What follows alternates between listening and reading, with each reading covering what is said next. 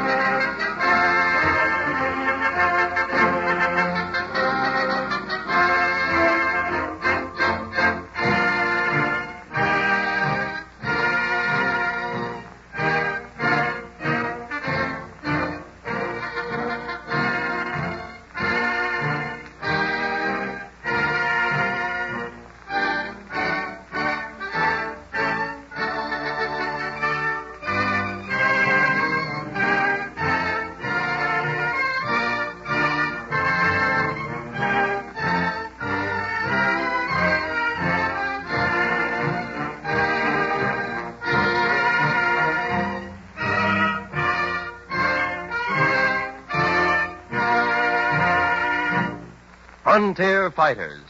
Heroic stories of those splendid wayfarers who trod the endless westward paths to everlasting fame and eternal glory. Pathetic, grim, tragic is the history of the ill-fated Donner Party.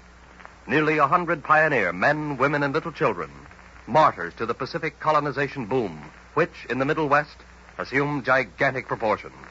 It is spring, 1846, in Sangamon County, Illinois. Attention. I want your attention. Now give me your attention, everybody, please. As I read the names from my muster roll, I want the head of every family to answer. Ready, George. All right. George Donner, his wife and 5 children. That's us, George. Jacob Donner, my elder brother, his wife and 7 children. Here, George. James Reed, his wife and 4 children. Here, Donner. Mrs. Sarah Keyes, mother of Mrs. James Reed. Here, and don't you forget that I'm 90 years old. The Graves family.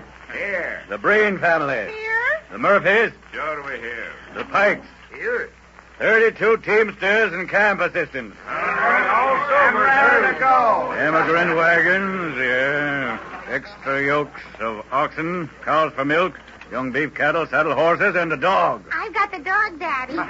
Implements for the new farms, school supplies for the children, trade goods for the Indians, and $10,000. $10,000. Who's got it? I've got the money, George. I stitched it between the covers of our quilt this afternoon. You'll sleep well tonight, George, under $10,000. I won't sleep a wink, folks. The responsibility of all that money.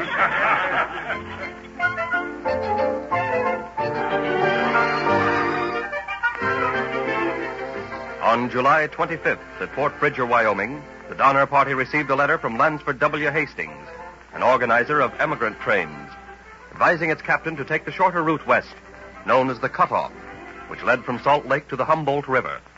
Jim Reed, you've known me for a long time now, haven't you? 15 years, Climbing, man and boy in Illinois. Then insist that your party take the regular wagon road. Why? Well, I took the cutoff once, to my sorrow. It runs through the most desolate region in the whole world.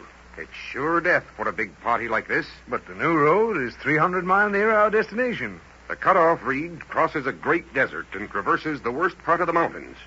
Short roads ain't always practical roads. Talk to George Donner. He's captain, not me. I have, but George is set on taking the cutoff. I'd like to lay my hands on Hastings, that crazy adventurer. You're too late, Climbing. Hastings is already on the way to the coast. He left word the cutoff is perfectly safe and not difficult to travel over.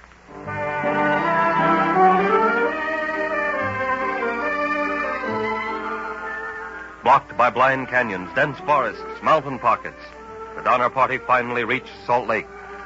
It had spent a month covering a distance which should have taken but 8 days. Food was running low. To escape starvation in the wilderness, the party pressed forward. Faster, faster, faster.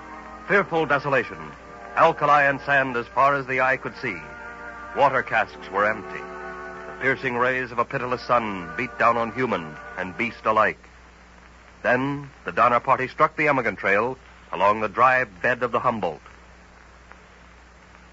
Jim Reed, you found water yesterday.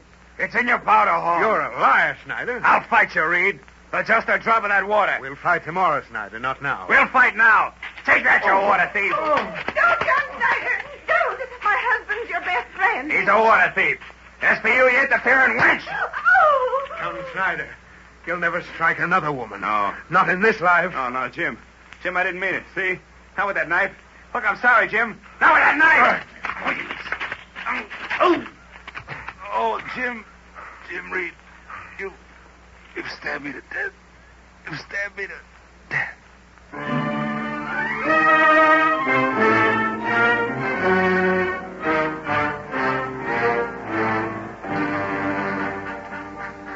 Reed was voted out of the Donner Party, and his wife and family placed in charge of another group.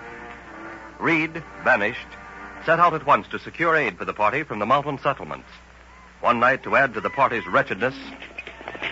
George, wake up. Indians.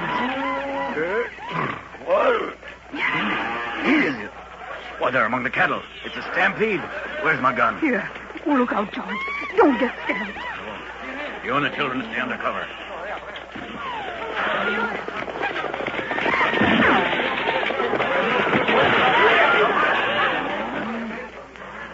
Sure that a gun, Captain George, and so's most of our beef cattle. Where's Jacob, my brother? Here, George. But this looks like the end. Oh, buck up, Jacob. Anyone hurt? Oh, thank God. But those red devils got away with 20 head of cattle. All we had. George, we can't hold out much longer. Not much longer.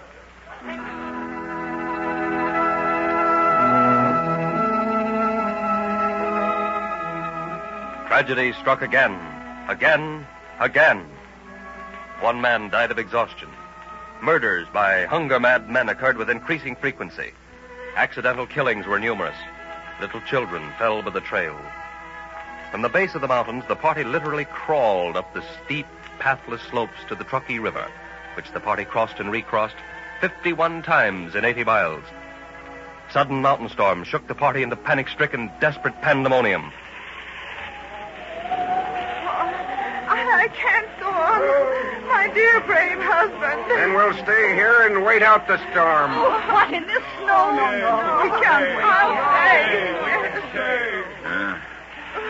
I'm in charge of this party now. We'll go on to the crest. No, we won't. We'll stay here. Where's George Donner? Sure, he's our rightful captain. We'll do as he says. He's still at Process Creek, Broken Axle. Oh, don't stand there talking. My children are freezing to death. I'll take charge from now on. We'll put up a tent under those pine trees and crawl in. We'll keep warm that way. Everybody start digging a hole.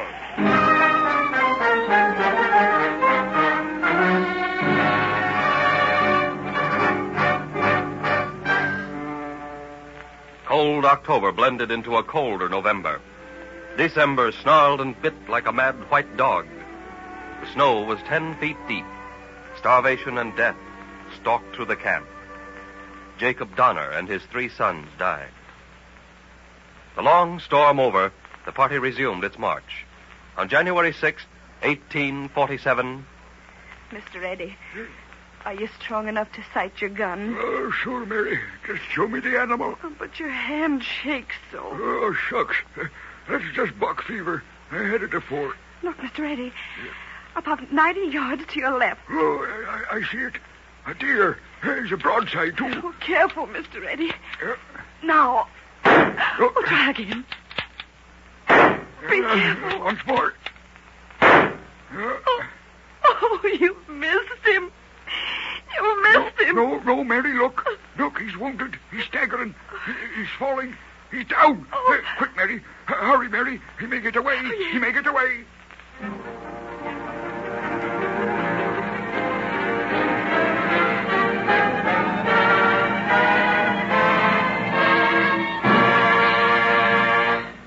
Rescue parties came and went, leaving brave men of their own groups to die with the split-up Donner Party. Draft animals gone, the starving victims ate their moccasins, harness leather, the strings from their snowshoes, the boots in which they stood. On February 27th, the starving survivors of 2 parties met in Bear Valley, brought together by Jim Reed, who had been banished for killing Snyder. I'm Jim Reed. Where's my wife and my 4 children? Here's bread. Only a mouthful for each. Divide fairly now. A small morsel apiece. Oh, Jim. My darling. Oh, you're here at last. Oh, Jim, we're so hungry. Bread, Jim, bread. Not for me, but for our children. We started with 4 children. I see only 2. Where's the other 2? Don't tell me they're dead. No, Jim, not yet.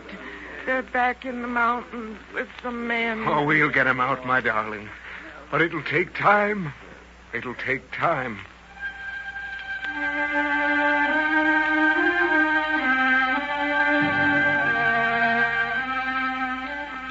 In the huts at Prosser Creek, only 9 persons remained alive. Among them were George Donner, dying from starvation, and his wife, Tamsin Donner. Come, Mrs. Donner. There's nothing more you can do. You want me to leave George, my husband? Yes, George is dying, Mrs. Donner. So please come with us with your 3 remaining children. No. Take the children. They're young. They'll recover. But I beg of you, let me stay here with George. But you can't last here. The children will need you later. When I married my George, I swore to God only death would part us. But death won't part us. Death will only bring us together again in another world where there's no hunger and no thirst. A place of brave men and loyal women. A heavenly refuge for exhausted bodies and tortured souls.